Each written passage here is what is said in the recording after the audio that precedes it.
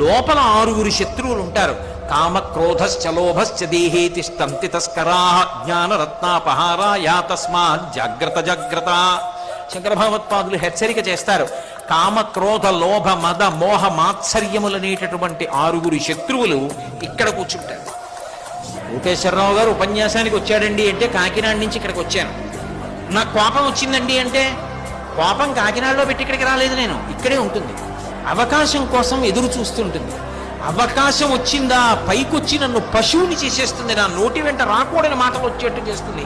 ఇన్ని ప్రవచనాలు చేసిన వీడా ఇటువంటి మాటలు మాట్లాడుతున్నాడు అనేటట్టు చేసేయగలదు.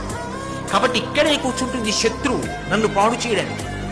ఇది పైకి రాకుండా శత్రువులను అదుపు చేసి ఉంచేటట్టు, ఆ శత్రువులను నియంత్రించగలిగిన శక్తి ఎవరిస్తుంది అంటే ఆ తల్లిస్తుంది. మీరు చూడండి, లోకంలో మాట అంటారు కామక్రోధాలు వదిలేయండి అంటారు. వాటిని వదిలేయాలంటే నేను పట్టుకుంటే వదిలేస్తాను.